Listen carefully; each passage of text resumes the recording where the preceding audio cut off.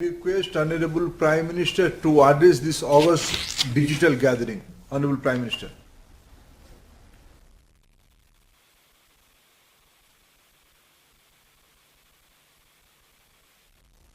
নমস্কাৰ মোৰ লগত কাৰ্যসূচীত অংশগ্ৰহণ কৰা কেবিনেটৰ সহযোগীসকল, ৰাজ্যসমূহৰ মাননীয় ৰাজ্যপালসকল, সন্মানীয় মুখ্যমন্ত্ৰীসকল, উপমুখ্যমন্ত্ৰীসকল, ৰাজ্য চৰকাৰসমূহৰ মন্ত্ৰীসকল, উপস্থিত শিক্ষাবিদ, অধ্যাপকসকল, অভিভাৱকসকল আৰু মোৰ প্ৰিয় যুৱ বন্ধুসকল, নতুন ৰাষ্ট্ৰীয় শিক্ষানীতিৰ প্ৰথম বৰ্ষপূৰ্তি উপলক্ষে সমূহ দেশবাসী আৰু বিশেষকৈ সকলো বিদ্যাৰ্থীক বহু বহু শুভকামনা। বিগত এটা বৰ্ষত আপোনালোক সকলো মহানুভৱ, শিক্ষক, অধ্যক্ষ আৰু নীতি প্ৰণেতাসকলে ৰাষ্ট্ৰীয় শিক্ষানীতিক বাস্তৱ ৰূপ দিয়াৰ ক্ষেত্ৰত যথেষ্ট পৰিশ্ৰম কৰি আহিছে। কৰোনা মহামাৰীৰ সময়তো লাখ লাখ নাগৰিক, শিক্ষক, ৰাজ্যসমূহ, স্বায়ত্তশাসিত সংস্থাসমূহৰ পৰামৰ্শ সহকাৰে টাস্ক ফ'ৰ্চ গঠন কৰি নতুন শিক্ষানীতিক প্ৰণালীবদ্ধভাৱে ৰূপায়ণ কৰি থকা হৈছে। বিগত এটা বৰ্ষত ৰাষ্ট্ৰীয় শিক্ষানীতিক আধাৰ হিচাপে লৈ ভালেকেইটা গুৰুত্বপূৰ্ণ সিদ্ধান্ত লোৱা হৈছে। আজি ভালেকেইটা নতুন যোজনা, নতুন ইনিচিয়েটিভ শুভাৰম্ভ কৰাৰ মই সুযোগ লাভ কৰিছোঁ। साथियों, ये महत्वपूर्ण अवसर ऐसे समय में आया है जब देश বন্ধুসকল, आजादी के দেশে স্বাধীনতাৰ ৭৫ বছৰৰ অমৃত মহোৎসৱ উদযাপন কৰি থকাৰ সময়তে कुछ ही दिन बाद এই গুৰুত্বপূৰ্ণ উপলক্ষটো আহিছে। আজিৰ পৰা কেইদিনমান পাছতে ১৫ আগষ্টত আমি স্বাধীনতাৰ ৭৫তম বৰ্ষত উপনীত হ'ম। অন্যহাতে নতুন শিক্ষানীতিৰ ৰূপায়ণ স্বাধীনতাৰ অমৃত মহোৎসৱৰ মুখ্য অংশ হৈ পৰিছে। এনে বহুত মহাপৰ্বৰ মাজতে ৰাষ্ট্ৰীয় শিক্ষানীতিৰ অন্তৰ্গত আজি আৰম্ভ কৰা যোজনাসমূহে নতুন ভাৰতৰ নিৰ্মাণত বৃহৎ ভূমিকা পালন কৰিব। ভাৰতৰ যি সোণালী ভৱিষ্যতৰ সংকল্প লৈ আজি আমি স্বাধীনতাৰ অমৃত মহোৎসৱ উদযাপন কৰিছোঁ, সেই ভৱিষ্যতৰ দিশত আমাক আজিৰ প্ৰজন্মই আগবঢ়াই নিব। ভৱিষ্যতে আমি কিমান আগুৱাই যাম, কিমান ওপৰলৈ উঠাব পাৰিম, এই সকলোখিনি নিৰ্ভৰ কৰিব আমাৰ যুৱক যুৱতীসকলক বৰ্তমান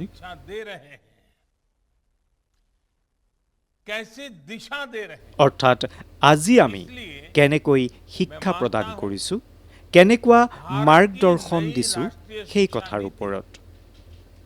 राष्ट्र निर्माण के महायज्ञ में बड़े फैक्टर में से एक है और इसलिए देश ने इस शिक्षा नीति को इतना आधुनिक बनाया है, इतना फ्यूचर रेडी रखा है।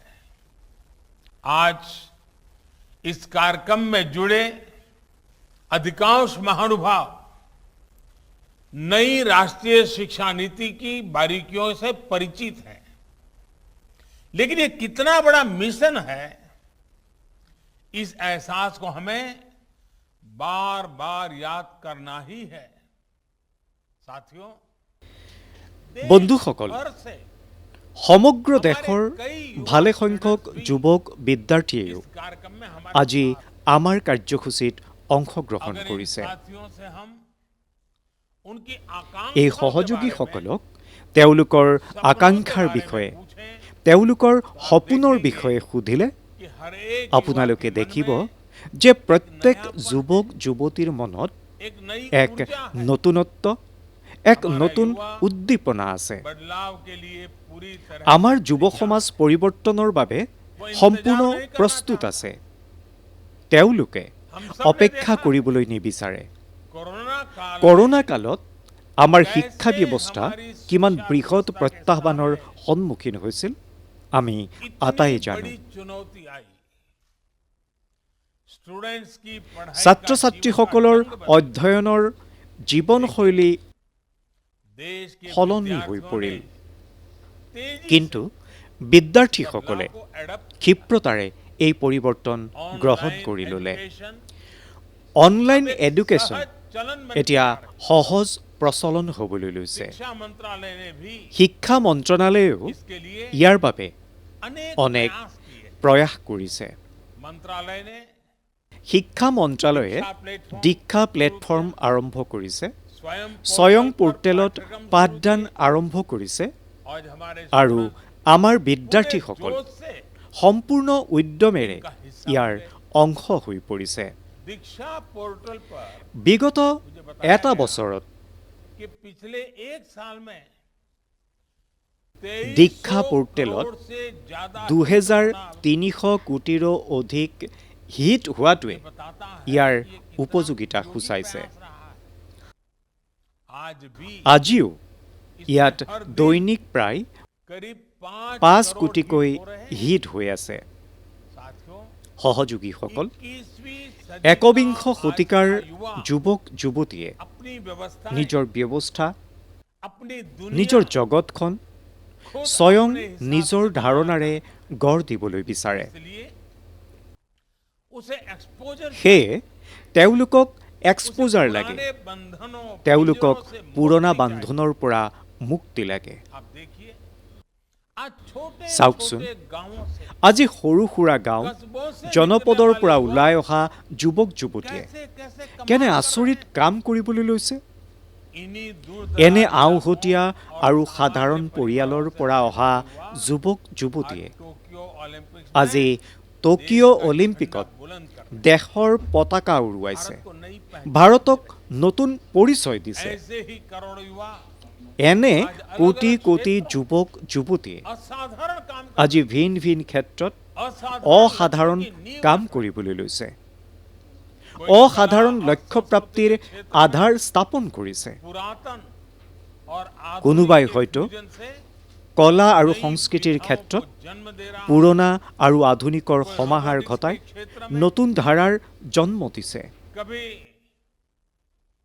साइफाई मानी जाने वाली কোনোবাই আকৌ कल्पनाओं को ৰবটিক্সৰ हकीकत में ক্ষেত্ৰত बदल रहा है। এসময়ত চাই-ফাই বোলা কল্পনাকো বাস্তৱায়িত কৰিছে।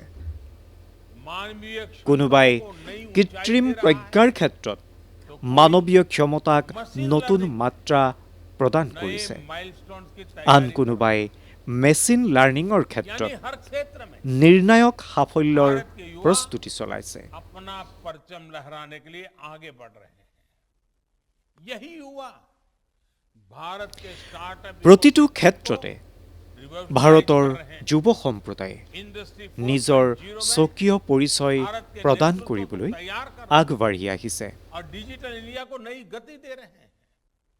आप कल्पना करिए इस युवा पीढ़ी को जब এইসকল इनके যুৱকে सपनों के अनुरूप ভাৰতৰ ষ্টাৰ্টআপ ইক'ছিষ্টেমক तो इतनी বৈপ্লৱিক शक्ति ৰূপ দিছে। कितनी ज्यादा बढ़ जाएगी।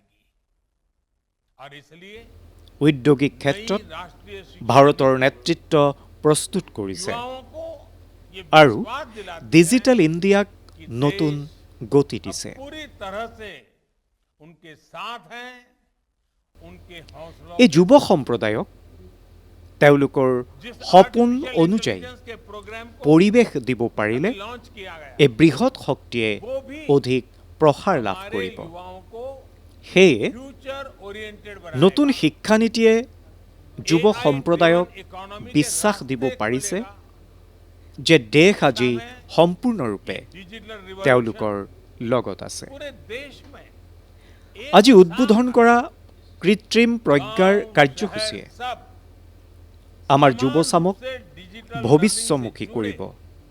কৃত্ৰিম প্ৰজ্ঞা পৰিচালিত অৰ্থনীতিৰ পথ মুকলি কৰিব। শিক্ষাৰ ক্ষেত্ৰত এই ডিজিটেল বিপ্লৱ সমগ্ৰ দেশত একেলগে ৰূপায়ণ কৰা হৈছে। গাঁও চহৰক সমানে ডিজিটেল লাৰ্ণিঙৰ সৈতে সংযোজিত কৰিব পৰাকৈ প্ৰস্তুত কৰা হৈছে। National digital education architecture NDEAR আৰু national education technology forum NETF এই দিশত সমগ্ৰ দেশত ডিজিটেল আৰু টেকন'লজিকেল ফ্ৰেমৱৰ্ক আগবঢ়োৱাৰ ক্ষেত্ৰত মুখ্য ভূমিকা পালন কৰিব। যুৱ মনে যিটো দিশতে ভাবিবলৈ বিচাৰে, মুক্ত আকাশত যেনেকৈ বিচৰণ কৰিবলৈ বিচাৰে, নতুন শিক্ষা ব্যৱস্থাই তেওঁলোকক তেনে সুযোগকে প্ৰদান কৰিব। जो ओपननेस पॉलिसी के लेवल पे है वही ओपननेस स्टूडेंट्स বন্ধুসকল, বিগত এটা বৰ্ষত আপোনালোকে অনুভৱ কৰিছে যে ৰাষ্ট্ৰীয় শিক্ষানীতি সকলো ধৰণৰ চাপৰ পৰা মুক্ত ৰখা হৈছে। নীতি নিৰ্ধাৰণৰ পৰ্যায়ৰ দৰে বিদ্যাৰ্থীসকলক বিকল্প প্ৰদানৰ ক্ষেত্ৰতো অপেননেছ বৰ্তাই ৰখা হৈছে। বিদ্যাৰ্থীসকলে কিমান পঢ়িব, কিমান বয়সলৈকে পঢ়িব, সেইটো এতিয়া বোৰ্ড বা বিশ্ববিদ্যালয়ে নিৰ্ণয় নকৰে। এই ক্ষেত্ৰত বিদ্যাৰ্থীৰো সহমত থাকিব। মাল্টিপল এণ্ট্ৰি এণ্ড এক্সিটৰ যি ব্যৱস্থা আজি মুকলি কৰা হৈছে, ইয়াৰ দ্বাৰা ছাত্ৰ ছাত্ৰীসকলক একেটা ক্লাছ আৰু একেটা পাঠ্যক্ৰমকে খামুচি ৰখাৰ বাধ্যবাধকতাৰ পৰা মুক্তি দিয়া হৈছে। আধুনিক প্ৰযুক্তিভিত্তিক একাডেমিক বেংক অফ ক্ৰেডিটৰ প্ৰণালীয়ে এই দিশত বৈপ্লৱিক পৰিৱৰ্তন আনিব। ইয়াৰ অধীনত প্ৰত্যেক যুৱক যুৱতীয়ে নিজৰ অভিৰুচি, নিজৰ সুবিধা অনুযায়ী যিকোনো সময়তে যিকোনো এটা ষ্ট্ৰীম বাছি ল'ব পাৰিব, এৰিবও পাৰিব। পাঠ্যক্ৰমৰ বাছনিৰ ক্ষেত্ৰত ভৱিষ্যতে অনুশোচনা কৰিব লগা নহ'ব। অন্যহাতে structured assessment for analysing learning levels চমুকৈ সফলৰ জৰিয়তে বিদ্যাৰ্থীসকলৰ মূল্যায়নৰো বৈজ্ঞানিক ব্যৱস্থা আৰম্ভ হৈছে। नई राष्ट्रीय शिक्षा नीति के तहत जो ये नए कार्यक्रम शुरू हैं उनमें এই ব্যৱস্থাই সমাগত দিনবোৰত বিদ্যাৰ্থীসকলক পৰীক্ষাৰ ভয়ৰ পৰাও মুক্তি দিব। এই ভয়ৰ পৰা যুৱ মনবোৰ মুক্ত হৈ পৰিলে ন দক্ষতা আহৰণৰ সাহস বাঢ়িব আৰু ন উদ্ভাৱনৰ পথো মুকলি হ'ব। সেয়ে মই পুনৰবাৰ কৈছোঁ, আজি নতুন ৰাষ্ট্ৰীয় শিক্ষানীতিৰ অন্তৰ্গত যিবোৰ নতুন কাৰ্যসূচীৰ শুভাৰম্ভ কৰা হৈছে, সেইবোৰত ভাৰতৰ ভাগ্য সলনি কৰাৰ সামৰ্থ্য আছে। देश की 150 से ज्यादा यूनिवर्सिटीज में ऑफिस ऑफ इंटरनेशनल अफेयर्स स्थापित किए जा चुके हैं। भारत के हायर एजुकेशन इंस्टीट्यूट्स अंतर्राष्ट्रीय स्तर पर रिसर्च বন্ধুসকল, আমি বিগত দশকবোৰত দেখি আহিছোঁ যে ভালকৈ পঢ়া শুনা কৰিবৰ কাৰণে বিদেশলৈ যাব লাগে বুলি ধাৰণা আছিল। পিছে এতিয়া ভাল পঢ়া শুনাৰ বাবে दुनिया से বিদেশৰ एक कदम বিদ্যাৰ্থী आगे होना ভাৰতলৈ पड़ेगा। অহা উত্তম শিক্ষানুষ্ঠান ভাৰততে হোৱাৰ কথাবোৰ আমি এতিয়া দেখিবলৈ পাম। দেশৰ 150ৰো অধিক বিশ্ববিদ্যালয়ত অফিচ অৱ ইণ্টাৰনেশ্যনেল এফেয়াৰ্ছ স্থাপন কৰা হৈছে। आत्मनिर्भर भारत का ये रास्ता ভাৰতৰ উচ্চ শিক্ষা প্ৰতিষ্ঠানবোৰক डेवलपमेंट और আন্তঃৰাষ্ট্ৰীয় পৰ্যায়ৰ গৱেষণা আৰু বিদ্যায়তনিক ক্ষেত্ৰত আগবঢ়াই নিয়াৰ বাবে আজি নতুন নিৰ্দেশনা জাৰি কৰা হৈছে। স্বাস্থ্য, প্ৰতিৰক্ষা, আন্তঃগাঁথনি, প্ৰযুক্তি আদিৰ ক্ষেত্ৰত দেশখনক আগবঢ়াই নিয়াৰ বাবে আমাৰ যুৱক যুৱতীসকল সমৰ্থ আৰু আত্মনিৰ্ভৰ হ'ব লাগিব।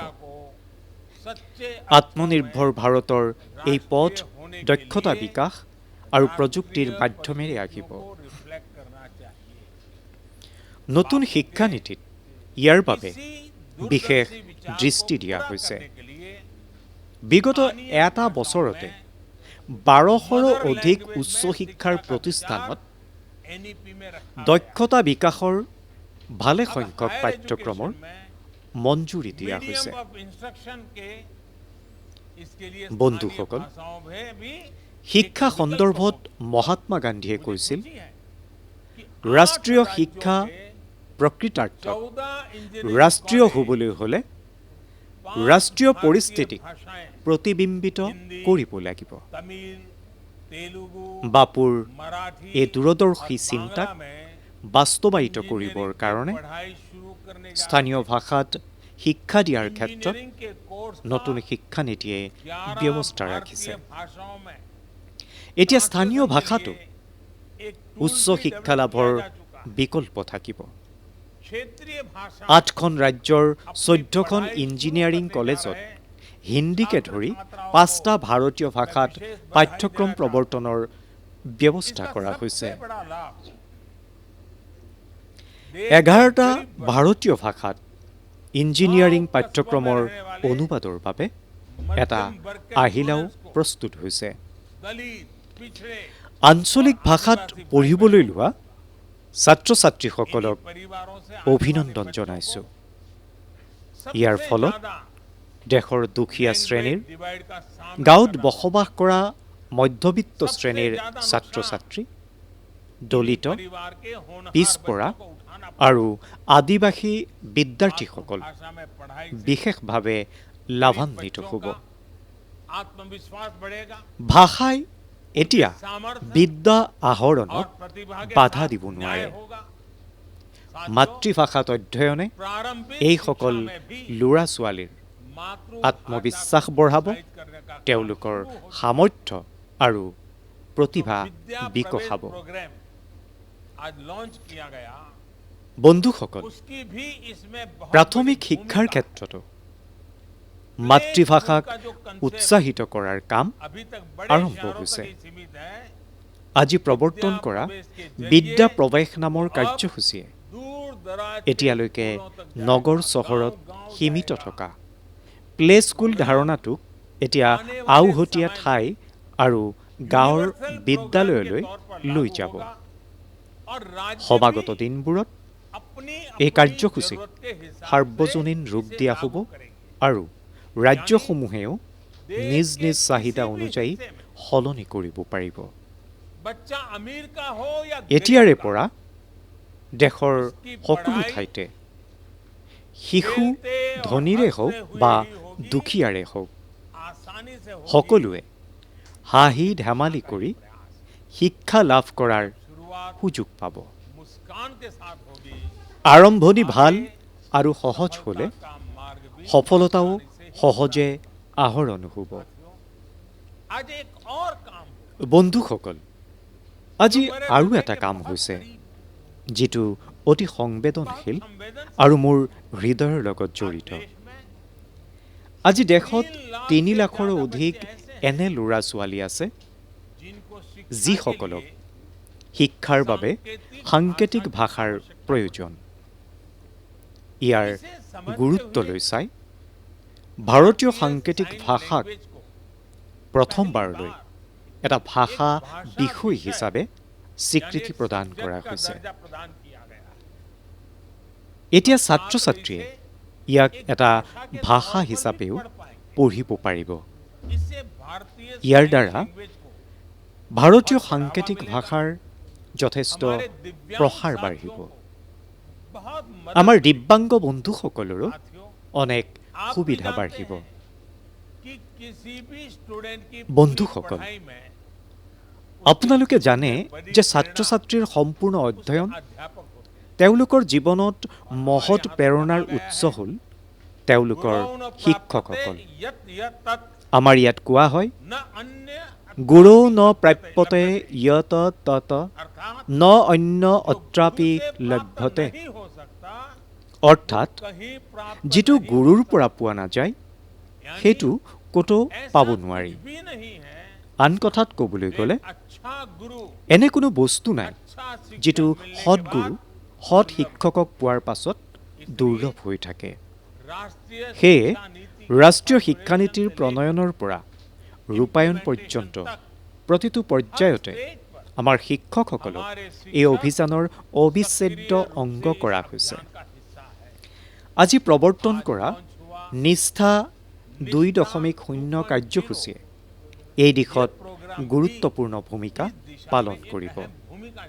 ইয়াৰ অধীনত আমাৰ শিক্ষকসকলক আধুনিক প্ৰয়োজন অনুসাৰে প্ৰশিক্ষণ দিয়া হ'ব আৰু তেওঁলোকে বিভাগক নিজৰ পৰামৰ্শ দিব পাৰিব।